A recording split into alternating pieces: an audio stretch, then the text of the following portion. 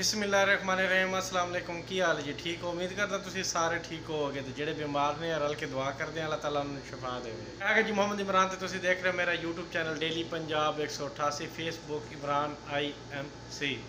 इस दफ़ा ताया फिचू लेट आए क्योंकि छुट्टियां सी, यौमुल वतनी की छुट्टी सी, अगों फिर असी आप छुट्टी कर ली थी, छुट्टी दे अगों फिर छुट्टी, तो फिर असी इत्थे आए हैं। तो ਤੁਹਾਨੂੰ कमरा विखाना कि कमरे के की हालात होए पे ने। इट्टां हजे को नहीं लगियां, मैनू आप लानियां पैणियां। तो आ देखो जी दूसरा ड्राइवर आ गया, तो तीसरा बंदा भी आ गया इत्थे। तो आ देखो जी किवें कबाड़ खाता बनया पे।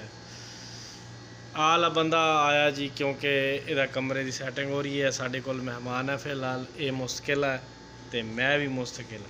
तो कमरा फिलहाल उजड़िया पुजड़िया पिया, तो कहना कुछ नहीं, जिवें ही है सही है साडे वास्ते। मजाक नहीं करना, सही है ना।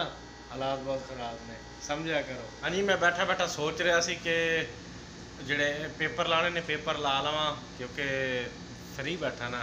तो सूट एक वाशिंग मशीन पा दिता, वो धुलाई होंदा पिया, तो मैं परदे लाना।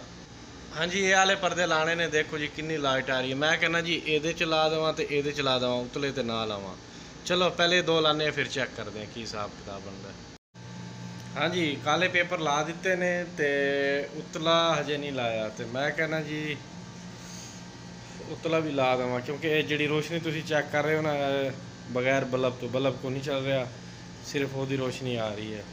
तो VIP को नहीं सी कट्टे हुए, बस एवं अंदाजे से कट्टे सी, इस वास्ते विचों सही नहीं लग्या इतों।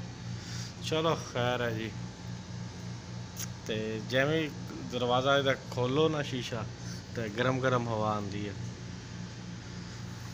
चलो जी फिलहाल उन्होंने नहीं लाते, दूसरे भाईवाल तो पूछांगे वो की कहता, फिर लावांगे ना।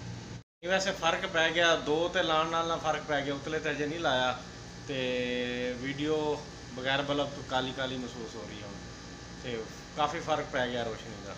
इतने करते हैं जी वीडियो ध्यान। उम्मीद करता है वीडियो अच्छी लगी, अगर अच्छी लगी तो मेरे चैनल सब्सक्राइब करते। मैं तो इजाज़त अगली वीडियो तक, अल्लाह हाफ़िज़।